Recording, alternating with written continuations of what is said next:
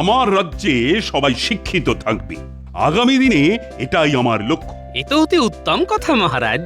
শিক্ষা না থাকলে মানুষের কিছুই থাকে না মহারাজ। যেমন গোপালের কিছুই নেই। একদম ঠিক বলেছেন মন্ত্রী মশাই। আমার সত্যি এই মুখটুকু ছাড়া আর কিছুই নেই। আপনাদের কত কি আছে, শিক্ষা আছে, সম্মান আছে। শিক্ষা নেই বলে আমার মনে কষ্ট আছে। তাই আমার চোখে শিক্ষিত মানুষ পড়লে তাকে খুব সম্মান করতে ইচ্ছে করে। একটু ভুল খেলে ফেললুম। আচ্ছা গোপাল, আমার মন্ত্রী সম্পর্কে তোমার কি ধারণা? থাক না মহারাজ, আমার মূল্যায়ন গোপালের মুখ থেকে শুনে আর কি করবেন? ওই কথায় আছে না, রতনে রতন চেনে, শুয়োরে চেনে কচুবন। আমার কাছে কচুবন মহারাজ, মানে মন্ত্রী মশাইয়ের কথা অনুযায়ী আমি হলে উনি কচুবন।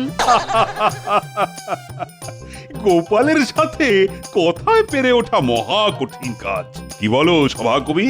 যথার্থ বলেছেন মহারাজ, গোপালের মুখে সরস্বতীর রাজ। পণ্ডিত, ভালো করে শিক্ষিত মানুষ তৈরি করুন, আমি আরো বিদ্যালয় প্রতিষ্ঠা করব। দান ছত্র করে করে রাজকোষাগার শূন্য, তার উপর আবার নতুন বিদ্যালয়ের পরিকল্পনা। সবাই চলে যাক, তারপর আমি বোমাটা ফাটাবো। তাহলে আজকের মতো সভা সাঙ্গ হলো, কাল থেকে বিদ্যালয়ের জন্য জায়গা দেখা শুরু হবে। জয় মহারাজ কৃষ্ণচন্দ্রের জয়। কি হলো, কিছু বলবে নাকি মন্ত্রী? মহারাজ, রাজকোষ শূন্য হতে চলেছে। এই মুহূর্তে আমাদের হিসেব করে চলতে হবে। বলো কি, সত্যি নাকি? সত্যি মহারাজ।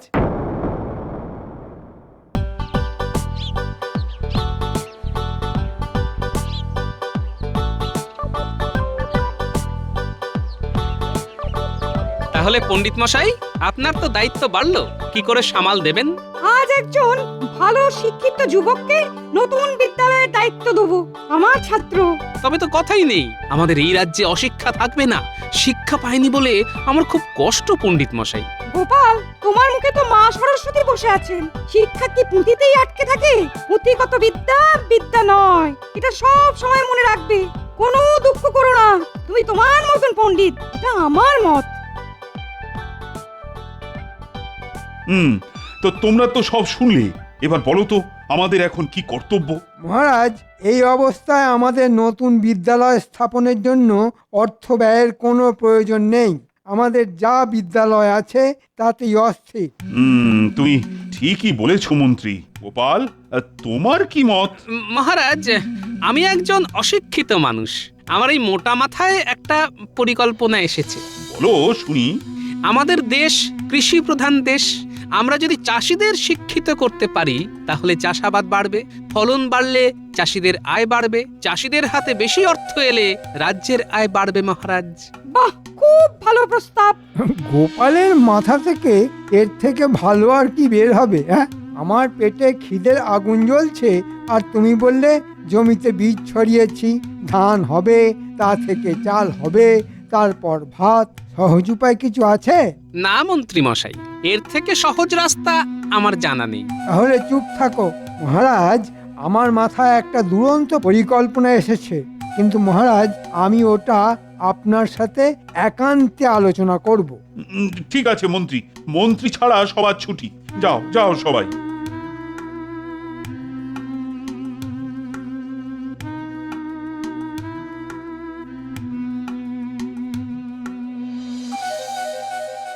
বলো। মহারাজ, রাজ অনুগ্রহে আর কিছুই হবে না।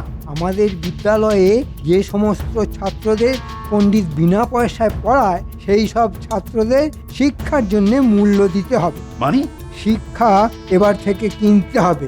অনেক হয়েছে রাজ অনুগ্রহ, আপনি সবার জন্য করেছেন, কিন্তু এই বিপদের সময় আপনার পাশে এক আমি ছাড়া আর কে আছে? হ্যাঁ, সবই তো বুঝলাম, কিন্তু শিক্ষার জন্য মূল্য, এটা শুনতে কিন্তু ভীষণ খারাপ লাগছে মন্ত্রী।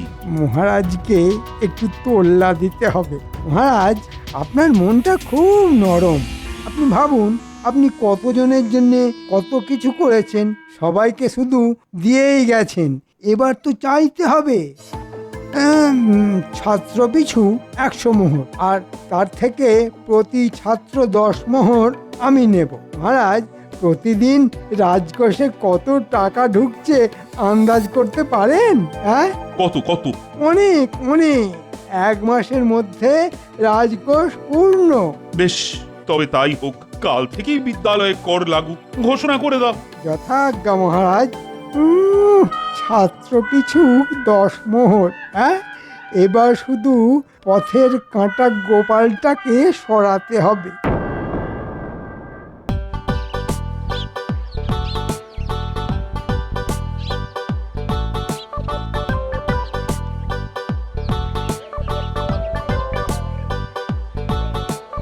খুব যে খেলছিস, তা তোদের পরীক্ষা কবে? দেরি আছে গো গোপাল দাদু। পড়াশোনা ঠিক করে করছিস তো, না শুধু দিনরাত খেলেই বেড়াচ্ছিস? হ্যাঁ, বাড়িতে গিয়ে মাকে জিজ্ঞেস করো, মা কি বলে দেখো। আমি কাউকে কিছু জিজ্ঞেস করব না, শুধু পরীক্ষার ফলটা দেখব। শুনুন, কাল থেকে সকল বিদ্যালয়ের ছাত্রছাত্রীদের ওপর 100 মোহর কর ধার্য হলো। শুনুন শুনুন শুনুন। এটা কিরকম হলো? শিক্ষায় কর? মহারাজের কি মতিভ্রম হলো? কর আবার কি গো গোপাল দাদু? এখন ঠিক বোঝাবার মতো অবস্থা নেই রে। আমাকে এক্ষুনি মহারাজের কাছে যেতে হবে।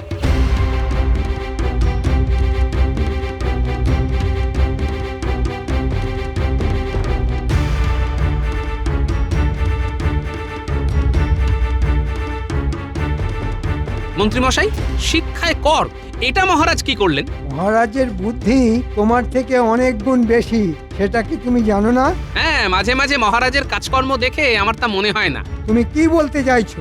মহারাজ বোকা? ওটা আপনি বললেন, বুদ্ধির কথা আপনি তুললেন। তুমি একজন রাজ কর্মচারী হয়ে রাজার আদেশ অমান্য করছো। আমি মহারাজের কাছে জানতে চাইছি যে এই করের প্রস্তাব তার মাথায় ঢুকিয়েছে কে? তা জেনে তোমার লাভ? তোমার কাজ লোককে হাসানো, হারামো করে লোকের মনোরঞ্জন করা। তুমি সেটাই করো। আমাদের কাজ আমাদের করতে দাও। রাজ্য চালানো অতি কঠিন কাজ, ওটা চালাতে বুদ্ধি লাগে। তার মানে শিক্ষাটা এখন ধনী লোকেদের জন্য, কি তাই তো? যে কর দেবে তার। তুমি এখন আসতে পারো, কাল রাজসভায় এসে আলোচনা করো। এখন মহারাজ বিশ্রাম নিচ্ছেন। আচ্ছা, কাল রাজসভাতেই দেখা হবে। আর কালই তো তোমার শেষ দিন। হাহা। মহারাজ, আমার একটা প্রশ্ন আছে। প্রশ্ন বলো শুনি। এখন থেকে বিদ্যালয়ে পড়তে গেলে 100টা মোহর কর দিতে হবে? হ্যাঁ গোপাল, আসলে রাজকোষের অবস্থা তো খুবই সঙ্গীন। তাই রাজকোষে অর্থ না এলে উন্নয়ন যে থমকে যাবে। আমি মানলাম মহারাজ, রাজ্যের উন্নতির জন্য অর্থের প্রয়োজন, কিন্তু প্রাথমিক শিক্ষাটুকুর জন্য কর, এটা মানা যাচ্ছে না মহারাজ। তোমার মানা না মানাতে কিছু যায় আসে না। মহারাজ আদেশ দিয়েছেন এবং আমাদের সবাইকে মানতে হবে। মহারাজ, আমি করজোড়ে অনুরোধ করছি, এই আদেশ আপনি প্রত্যাহার করুন, না হলে রাজ্যে অশান্তি দেখা দেবে মহারাজ। গোপাল কি হুমকি দিচ্ছে? গোপাল, তুমি কি হুমকি দিচ্ছ? গোপাল, তুমি মহারাজের আদেশ না মেনে অত্যন্ত অন্যায় করছো। মন্ত্রীমশাই, আপনার ন্যায় অন্যায় নিয়ে আপনি থাকুন। আমার জাগ্রত বিবেক যা বলবে আমি তাই করব, আর আমি হুমকি দিচ্ছি না, আমি সতর্ক করছি। মহারাজ, সতর্ক হন, এখনো সময় আছে। গোপাল, তোমার কথায় কিন্তু আমি বিদ্রোহের গন্ধ পাচ্ছি। আমি চাই না এই কথা নিয়ে আর কোনো আলোচনা হোক। আমার সিদ্ধান্তই চূড়ান্ত। তোমার যদি আমার আদেশ মানতে অসুবিধে হয় তাহলে আসতে পারো। এই দিনটার জন্য কতদিন অপেক্ষা করেছি, আজ সফল হলো। আমি চললাম মহারাজ। আজকের পর থেকে আমি তোমার মুখ দর্শন করব না।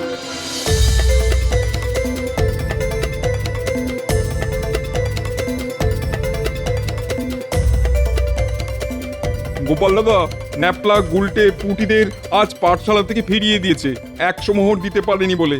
মহারাজের এই কেমন সিদ্ধান্ত? চাষির ছেলে কি চাষিই থাকবে? মহারাজের মতিভ্রম হয়েছে। তুমি কিছু করো গোপাল দাদা। দেখছি আঙুলটা বেঁকাতেই হবে। মহারাজকে ছোট হতে দেব না।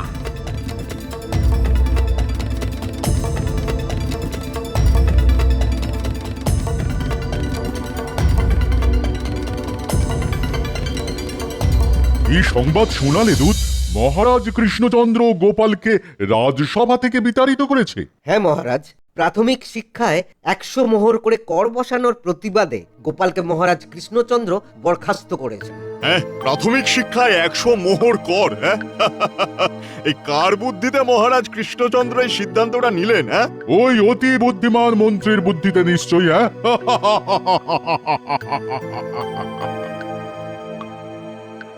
বিজ্ঞানী, একটা কিছু উপায় বার করুন, গরিব চাষির ছেলে মেয়েগুলো যাতে পড়তে পারে। আমি আমি একটা যন্ত্র আবিষ্কার করেছি, তার নাম পেরিস্কোপ। হ্যাঁ, ওই জানলার মধ্যে ঢুকিয়ে দিলে বোর্ডে যা লেখা সব দেখা যাবে। হ্যাঁ, ওই লুকিয়ে সব কিছু দেখতে পাবে। হ্যাঁ, বাহ বাহ বাহ বাহ! এই পেরিস্কোপ গুলটে ন্যাপলা পুঁচকেদের দিলে লেখাপড়াটা করতে পারবে। আমার অনেকগুলো পেরিস্কোপ লাগবে। রাজ্যে তো গরিবের সংখ্যা অনেক, সব গরিব যাতে করে লুকিয়ে পড়াশোনা করতে পারে তার ব্যবস্থা করতে হবে। আমি তোমার সাথে সব সময় আছি গোপাল। ধন্যবাদ বিজ্ঞানী, আমি এখন চলি, অনেক কাজ আছে।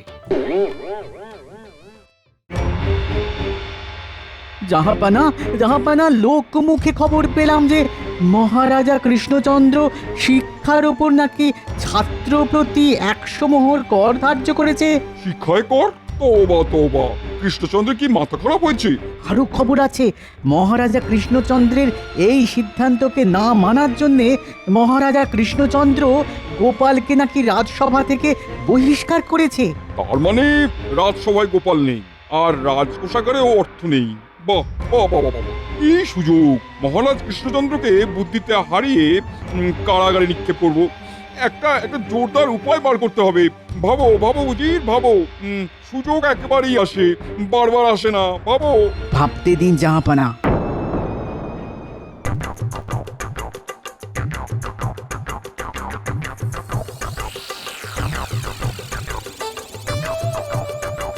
পেরিস্কোপটা দিয়ে ঠিকঠাক পড়তে পারছিস তো গুলটে? হ্যাঁ গো গোপাল দাদু, এই দেখো না, পণ্ডিত মশাই যা যা লিখছেন তা সবটা খাতায় লিখছি। বাহ, কষ্ট করে যা শিখবি তা কখনো ভুলবি না।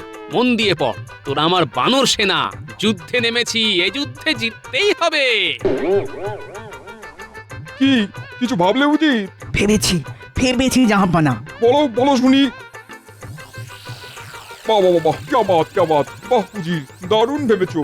যদি কৃষ্ণচন্দ্র পারে ভালো, না পারলে কারাগারে। গোপাল নেই তখন আশা না করাই ভালো।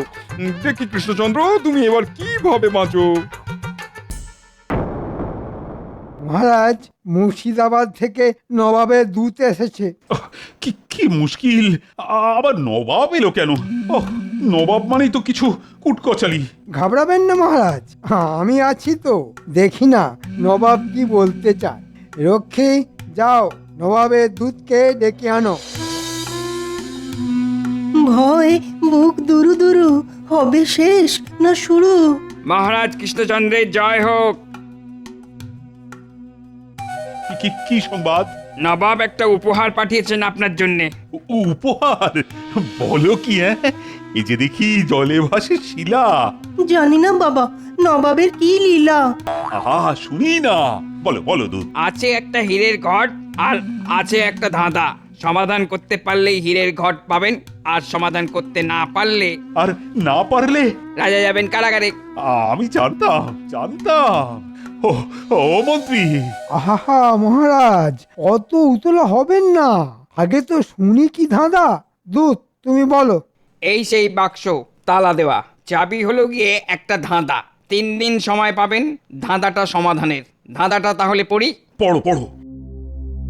সমাধান করো প্রশ্নবাণের, দেখো নেত্র দিয়ে, মন দিয়ে উত্তর ভাবো কোনো দিকে না গিয়ে।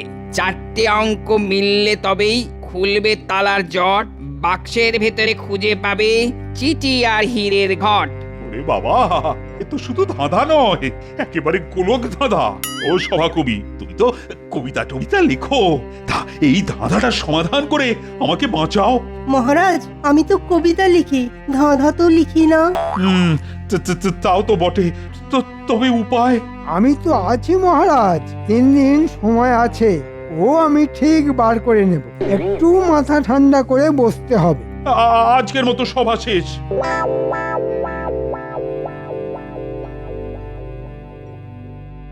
মহারাজ, আপনাকে চিন্তিত দেখছি। কোনো সংকট এসেছে? হ্যাঁ রানী, আজ নবাবের দূত এসে একটা ধাঁধা সমাধানের জন্য দিয়ে গেছে। বলেছে সমাধান করলে হীরের ঘট পাবো, আর না পারলে কারাগারে যাব। শক্ত ধাঁধা। ও, রাজসভায় কেউ পারেনি। কেন গোপাল? গোপাল পারেনি? হ্যাঁ, মানে তোমাকে তো অনেক কিছু বলা হয়নি। মানে গোপালকে আমি বরখাস্ত করেছি। সর্বনাশ! সে কি? কেন? সে অনেক কথা, এখন এ কথা বলার মতো মনের অবস্থা আমার নেই। সে আপনি যাই করুন, আমার মনে হয় এই বিপদ থেকে আপনাকে উদ্ধার করতে পারে একমাত্র গোপাল।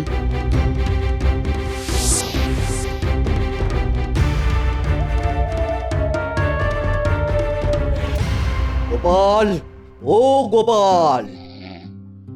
এই ওগো, ওগো শুনছো?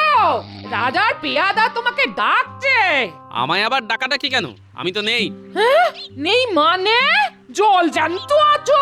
আমি তো আছি, কিন্তু মহারাজের কাছে তো নেই। মহারাজ তো আমাকে বরখাস্ত করেছেন। সে তুমি যাই বলো, মহারাজ তোমাকে ভালোবাসেন। আবার ঠেকায় পড়েছেন, তাই এত ডাক। যাচ্ছি যাচ্ছি।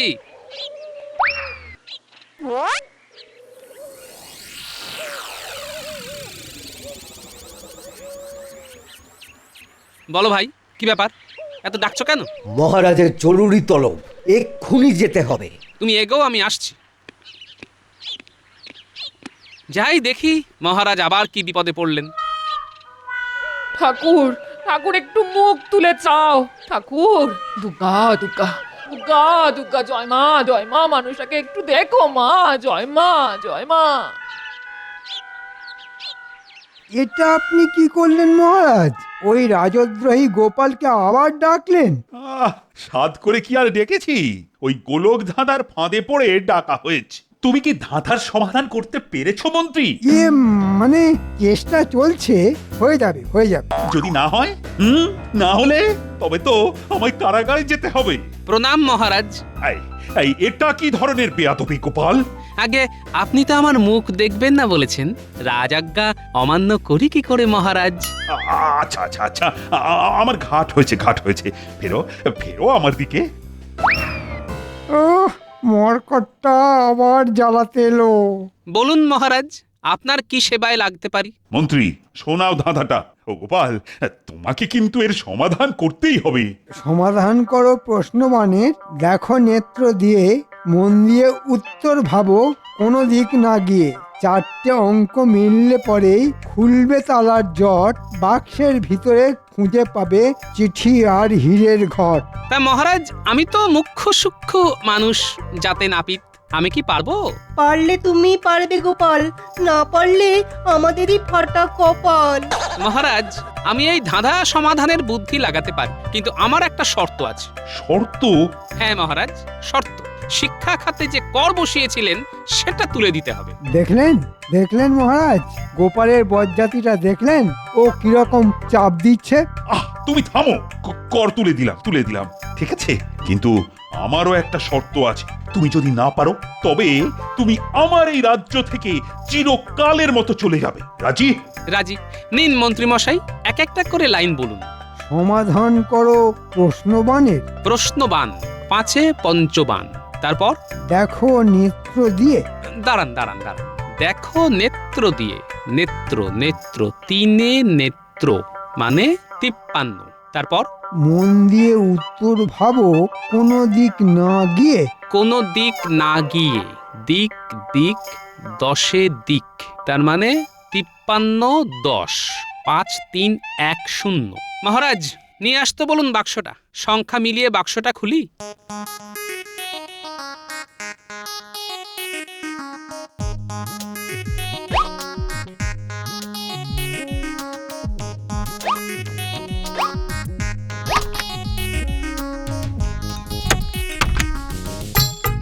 সাবাস গোপাল, সাবাস।